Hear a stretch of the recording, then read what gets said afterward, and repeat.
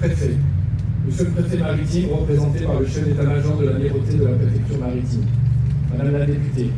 Monsieur le président de la région PACA, représenté par Virginie Roustin, vice-présidente.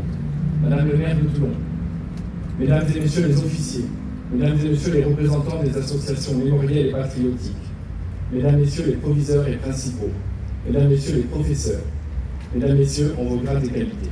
Chers élèves, nous nous retrouvons aujourd'hui sur cette place Gabriel Péri, grand journaliste et résistant, né à Toulon, fusillé par les nazis au Mont-Valérien en décembre 1941, pour commémorer la journée internationale de la mémoire des génocides et de la prévention des crimes contre l'humanité.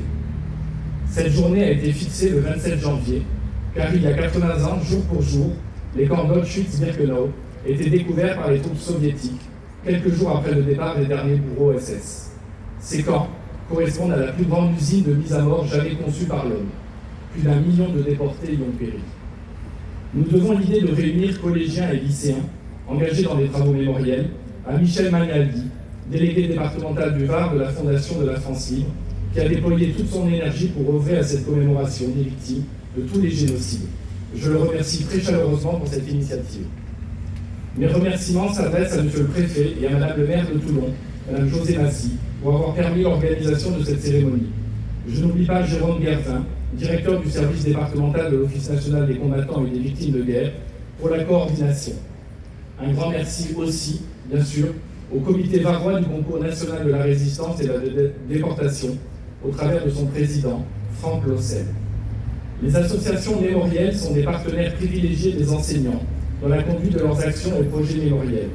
Et ces derniers, comme vous le savez, sont extrêmement riches et nombreux dans le département.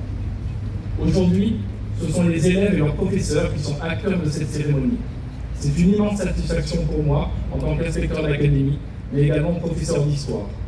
Mon estime pour mes collègues enseignants est immense et à la hauteur des nombreux travaux et projets mémoriels menés au quotidien dans toutes les classes du département. Chers élèves, grâce aux lectures que vous allez partager, nous allons tous collectivement avoir une pensée pour les 6 millions de juifs assassinés par les nazis dans toute l'Europe, les 200 000 tziganes assassinés par ces mêmes bourreaux, mais aussi pour toutes les victimes des crimes de masse et massacres de notre histoire récente. Grâce à votre mobilisation, vous êtes rassemblés et engagés dans un travail de mémoire qui nous permet à tous d'espérer, de croire en la transmission de ces mémoires de la Shoah et de tous les génocides, de lutter contre l'oubli et de combattre l'ignorance et la haine de l'autre. Chers élèves, comme vous l'adresse Denis Soros-Marter, rescapé d'Auschwitz, dans son poème Antise, je cite, « À vous d'assumer la relève. À vos amis, transmettez-leur notre message, ou nous serons tous morts pour rien. »